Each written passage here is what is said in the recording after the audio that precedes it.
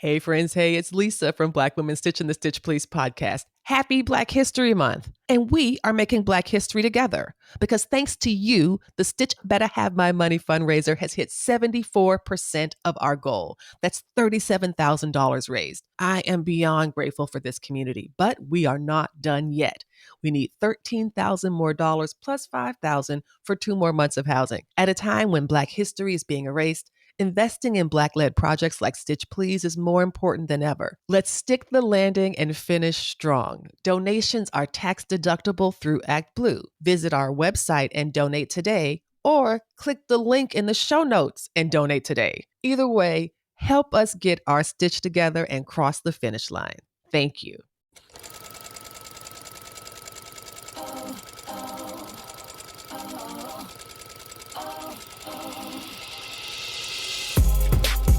Hello, Stitchers. Welcome to Stitch Please, the official podcast of Black Women Stitch, the sewing group where Black lives matter. I'm your host, Lisa Woolfork. I'm a fourth-generation sewing enthusiast with more than 20 years of sewing experience. I am looking forward to today's conversation, so sit back, relax, and get ready to get your stitch together.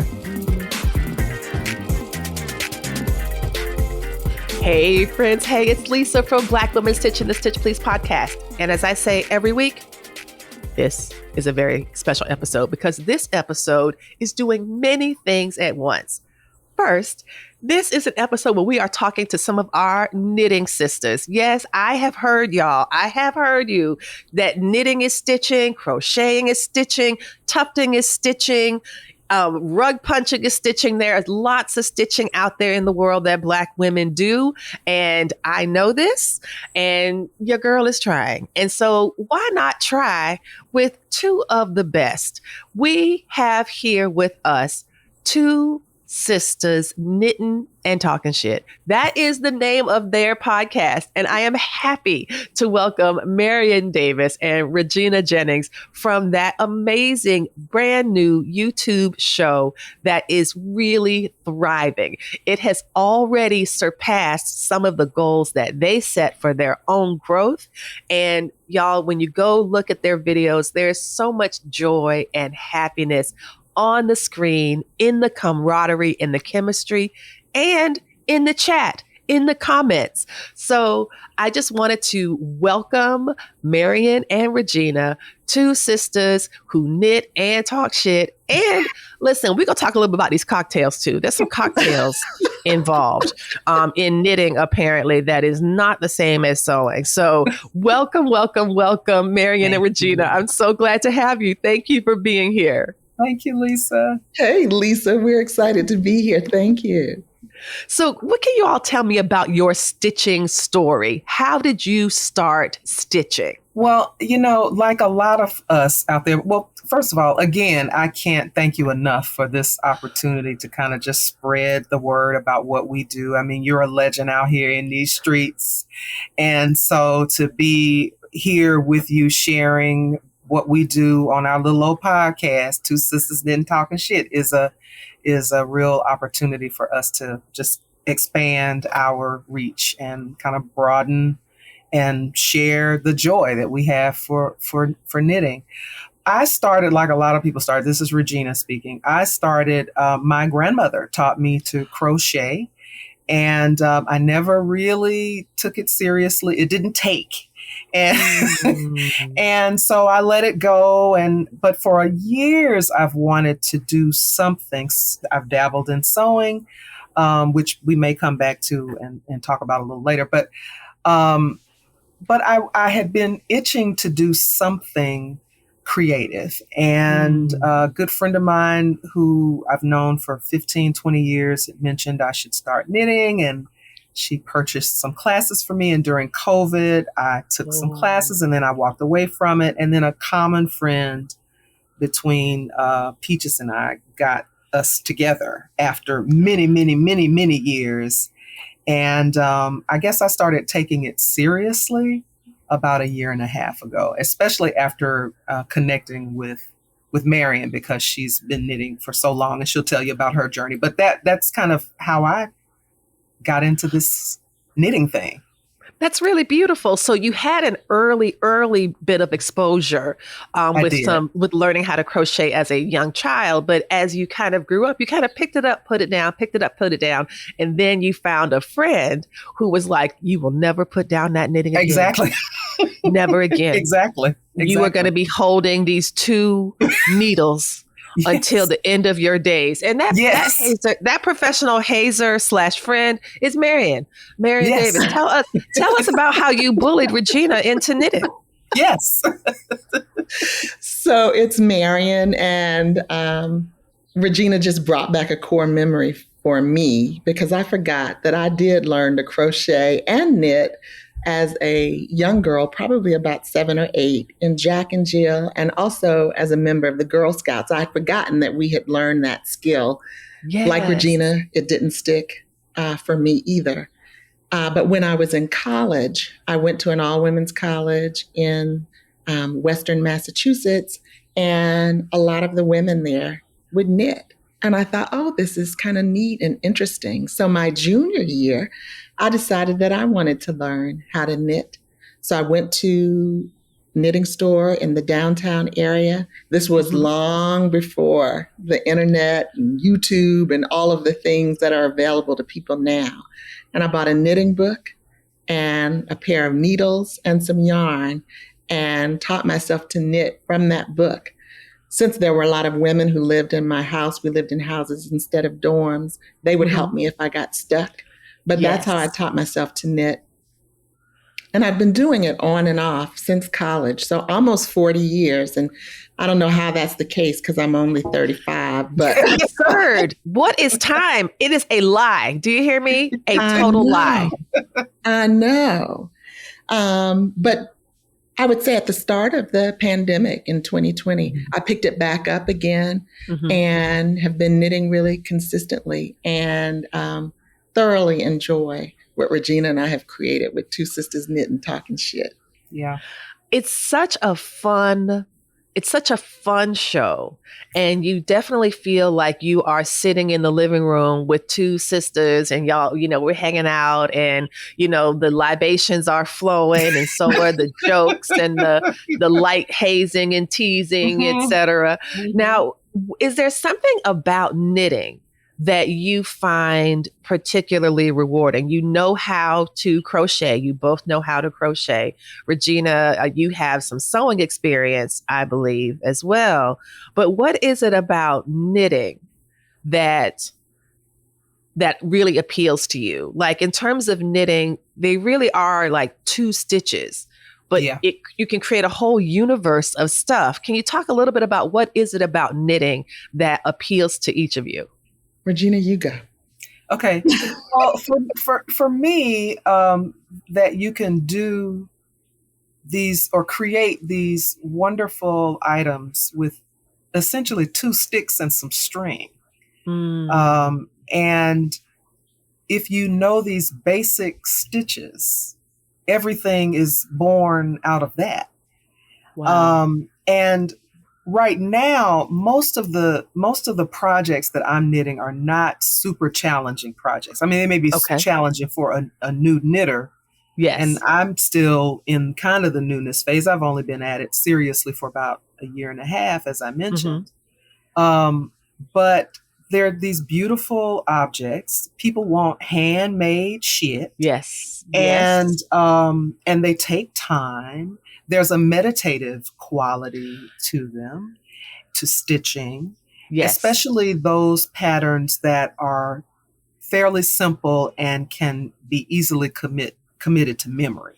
So I travel a lot for my job. So I'm not going to be schlepping, patterns around where I have to mark them up. And, I'd rather be working on a pattern that I can memorize.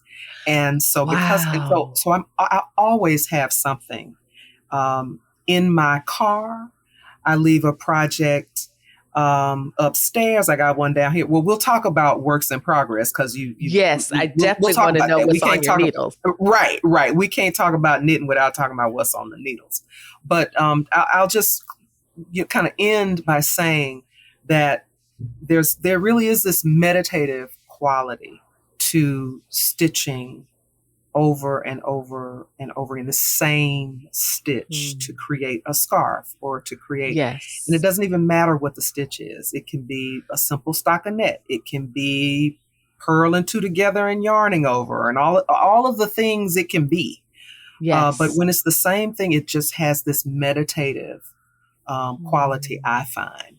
And that's what's really been appealing. And I suppose crochet is the same. I would imagine if you ask someone who mainly does crochet, they would say the same thing. But I don't know, knitting just feels a little bit different to me because I'm engaging both hands with this needle and or these needles and this apparatus. I'm engaging both hands. So that's what I kind of like about it. No, that's really beautiful. I really appreciate that. The question of, even as you're talking about it, it sounds relaxing. It sounds like you are in a particular groove. Like there's a rhythm involved. It sounds, I can feel the warmth of what you're describing. So thank you for sharing that so beautifully. How about you, Marian? What is it about knitting that appeals to you versus some of the other things you might have done? Sure. So I have tried sewing, and I can sew just a wee bit. I think the thing about sewing that frustrated me, I am a perfectionist. And so if I'm sewing a seam and that seam is not straight and I get that seam ripper and I rip it apart and then I sew it again and it's still a little crooked, I rip it apart, that drives me crazy. Yes.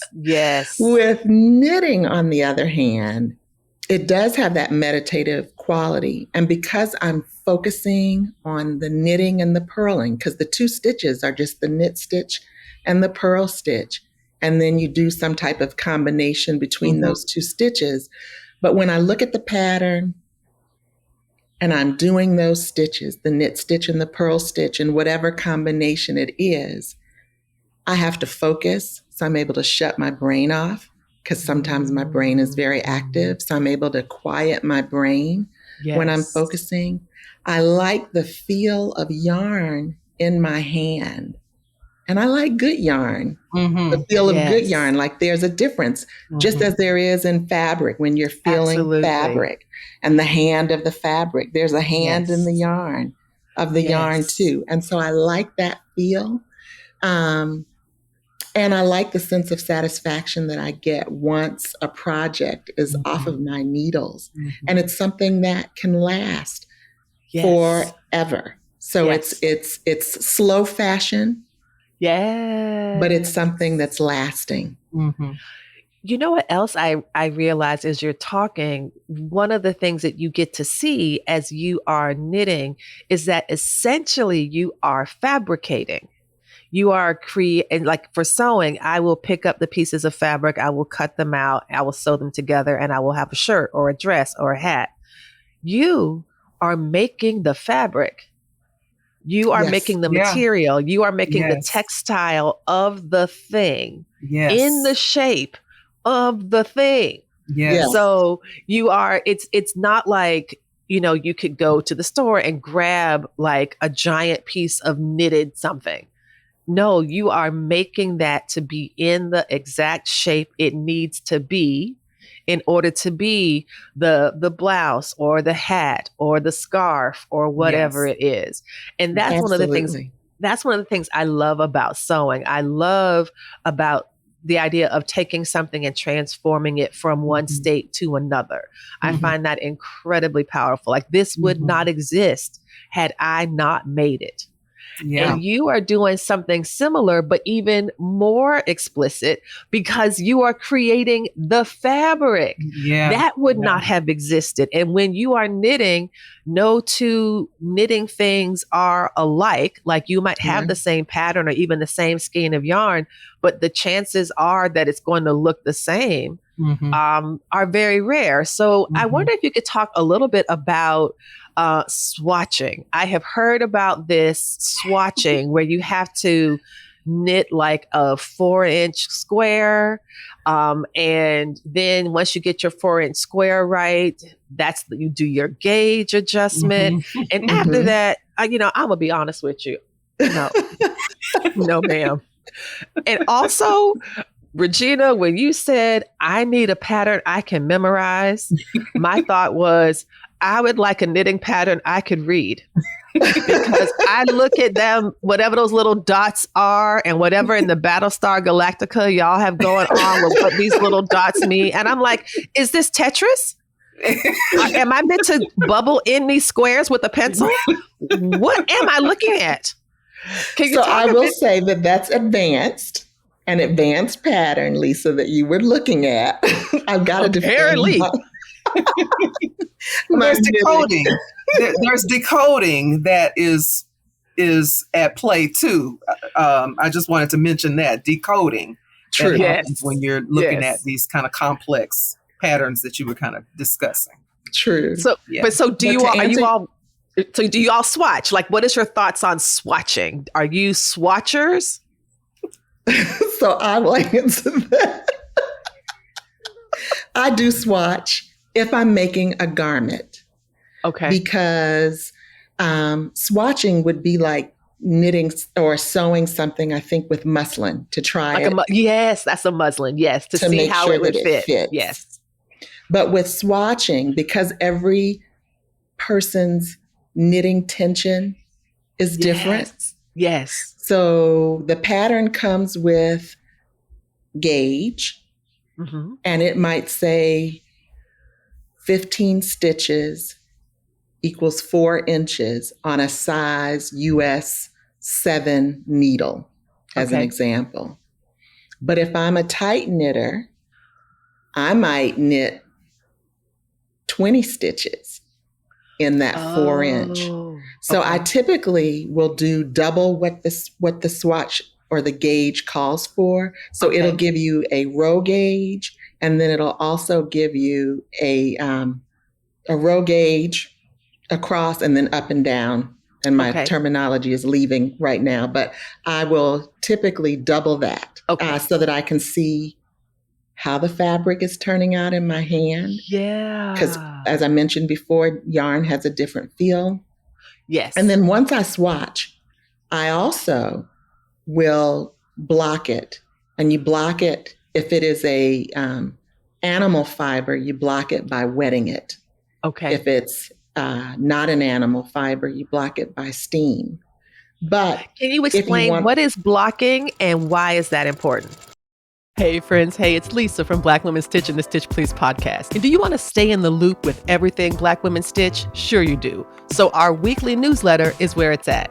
You'll get podcast updates, community news, behind the scenes peeks, and ways to support the work we're doing. Whether you're a longtime listener or just getting to know us, this is the easiest way to stay connected. So click the link and sign up today. Promise, we will not flood your inbox, just your creative spirit. Thanks so much. See you soon.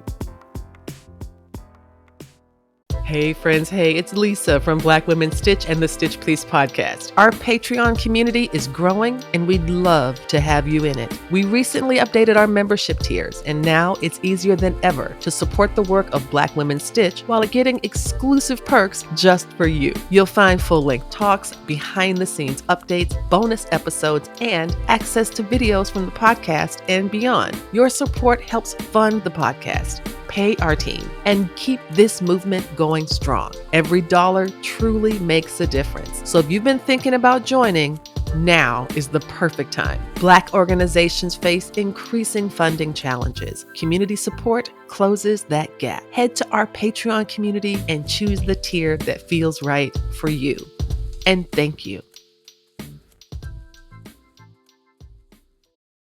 So blocking is important because it lets you know the drape of the fabric. You may not like it once it's been blocked. But you just, so if it's a wool or an animal fiber, you put it in a very soft, mild detergent, let it soak because the fiber changes quality when it gets wet. True. And then you stretch it out according to whatever the gauge was in that pattern. And see, does it dry? Is it too big? Is it too small? If you are a tight knitter or a loose knitter and you're not getting gauged, then that also helps you decide, do you use the needle that is suggested in the pattern? Or do you need to go up a size in needles or down a size in needles so that your garment fits? Okay. Now, if you're knitting a scarf or a blanket or something like that, where the size really doesn't matter, then you don't have to do gauge. Okay. So you invest in... Or do a swatch.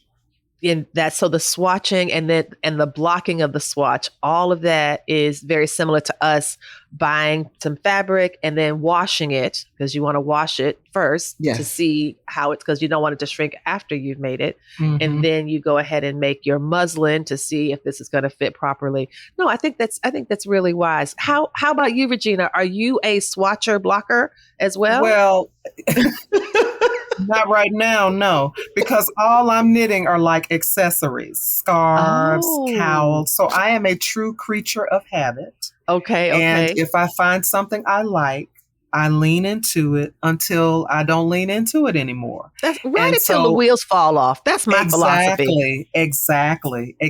And so, as Marian said, if you're making a scarf, the gauge doesn't so much matter, or it's not really necessary to swatch. So yeah, I have almost everything I have on needles right now is some kind of scarf or wrap or shawl pattern. I love that. Now, I remember hearing y'all argue. I don't know if you were arguing with each other or if y'all were arguing with the TV and your community. But something about being a yarn snob. Oh, yeah. Oh, yeah. About a yarn snob. Talk about what it means to be a yarn snob. From what I deduce, it's about where you're sourcing your yarns, how you're sourcing your yarns, which ones you like to use. How did you come to your philosophy of yarn? Or what is your philosophy of yarn? So my philosophy is use what you like and what you can afford. Yes. That's the simple philosophy. Use what you like and what you can afford. Use what you like and what you can afford. If you're interested in this. And so for me, I think of it as an investment, because what I'm knitting, I'm going to wear. And though I'm not, or someone who I'm gifting it to is going to wear it, or I want them to wear it. So I want it to be really, really high quality.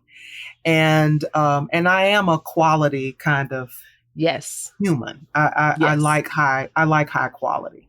Yes. And most of the yarn that I've been using is really high quality and somewhat on the expensive side. But I also see it as an investment. If I'm practicing something, then there's no need to try to invest in, the best silk yarn. Okay. If I'm practicing on, making a simple scarf. Yes. But if I'm comfortable with the pattern and comfortable with the look and feel of the yarn, I'm going to make the investment. And I also didn't get into this to stop. So I see everything from the yarn to the needles to every notion and every item that I would use to knit is an investment in me and an investment in the skill that I want to really become proficient at.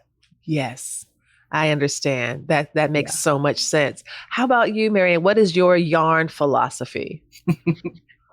Like Regina, buy the yarn that you can afford to continue this skill is important.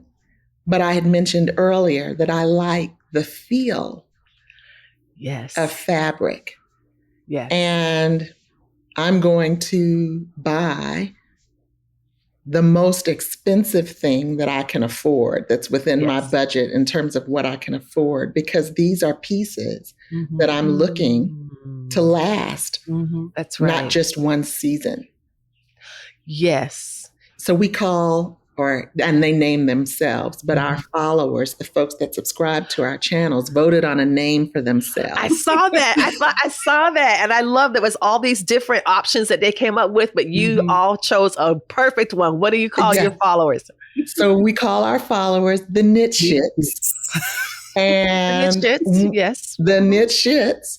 And one of them, or maybe a few, Regina said, what yarn collecting is different from making. Yes, it is. Yes, it is. So yes, it is. They're different sports. They really are. Because sometimes you need to rescue something. Yes. I have done that many a time. I don't know why I can't put that down on my taxes as a charitable contribution.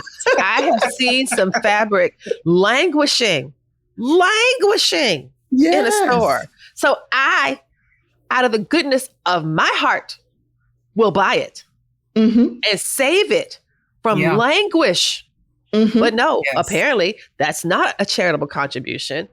They don't recognize that. And I feel like I know we need to change that. Maybe we should start a petition or something. These laws to help people rescue craft supplies. The thing I think is important about yarn, different from fabric, but in the end the same, is that you're spending a lot of time touching this the whole time. You are touching it the whole time for hours and hours and months and months.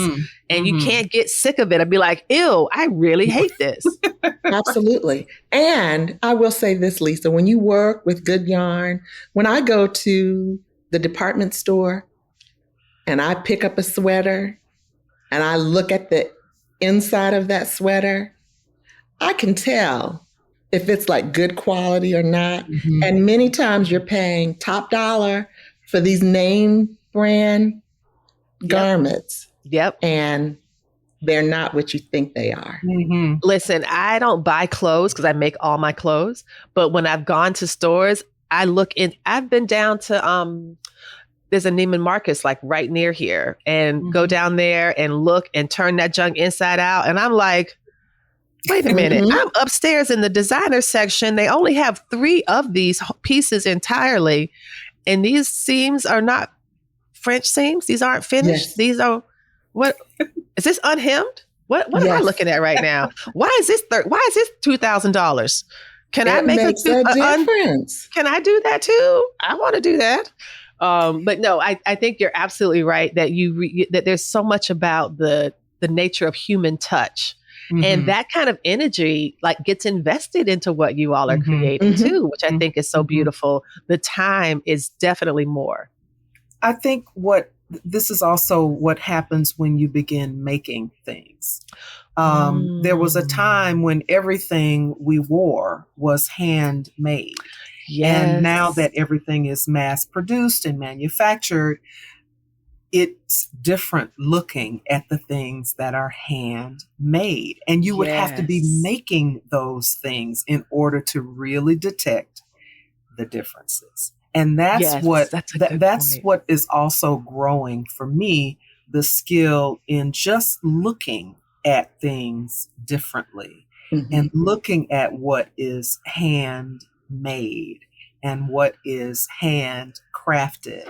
I'm looking at things differently. And that's as a result of being a creative. I think that's such a beautiful point, is that it gives you an appreciation. You know, when something is well made, you're like, okay, of course, that's why this costs that, because of these things that go into it, Absolutely. You can look at a thing and see, like you said, it's like, okay. Yeah, I see why this is. This is going to be an investment, or this costs as much as it does. The other thing I would say, Lisa, too, about making, and I've made this comment on one of our shows, making enlivens the spirit. And I was really looking for something to make and to create. I'm a twin, and my twin brother is a maker. He sews, but he's also a photographer and a painter and a singer, and he's a full creative. And I remember years ago, he said, I don't think you're happy because you're not creating anything. I bet you if you started making something, you would be happy. And he was really on to something. And I've seen how this principle works even in the work that I do with young people who are experiencing homelessness or prolonged trauma, how creating things enlivens us as humans. Oh, that is such a beautiful way to put it. I feel the same. I truly do. There is something about the transformative properties of truly making something with your two hands that did not exist until you had the idea of bringing it into the world. Yes. And so when you talk about, both of you have shared this, about the investment of what you're going to choose for your materials, for example, like you want to give that the best possible chance. Yes. Mm-hmm. And one way to kind of fuel that creative fire is to choose a material that you love from the beginning. Absolutely. And then that way, when you make the project, you love it that much more. Yes. Yes. Oh, y'all are so amazing. Y'all are amazing. I cannot believe that we are near the end of our time. I don't know what happened. I feel like I got scammed out of some time, but it is now time for me to ask you all the question that we ask all of our guests at the end. The slogan of the Stitch Please podcast is that we will help you get your stitch together. I would like to ask each of you, what advice do you have for our listeners to help us get our stitch together? Well, I will say the advice that I would give is that imperfect action is better than perfect inaction. So if there's something that you want to do it. You don't have to know all the steps, just what's right in front of you, and the rest will fall into place. Beautiful. Yeah, wow. I don't know that I can say it any better. I was thinking about how do we get our stitch together, and we just do it. We just do it. Wow. And on that note, I have such gratitude for Marian Davis and Regina Jennings, hosts of two sisters, Nitten and Talkin Shit. I feel like we need to do a follow-up episode at some point because I did not tell y'all. Well, y'all check out their show on YouTube. It is so warm. It is so much fun. And I think they have cocktails and recipes every episode. Every episode. So the one I saw was a nice Saint Germain and some juice. And I was like, juice? What? You can put that in juice? Yes. So yeah, it's such a warm and wonderful show. Thank you all so much for taking the time to speak with me today. It has been really, really my treat. Thank you, Lisa. Thank you for having us, Lisa. It's been wonderful. Yes, it has. And keep doing what you're doing. Thank you. I appreciate you both. You've been listening to Stitch Please, the official podcast of Black Women Stitch, the sewing group where Black Lives Matter. We appreciate you joining us this week and every week for stories that center Black women, girls, and femmes in sewing. We invite you to join the Black Women Stitch Patreon community with giving levels beginning at $5 a month. Your contributions help us bring the Stitch Please podcast to you every week. Thank you for listening. Thank you for your support. And come back next week and we'll help you get your stitch together.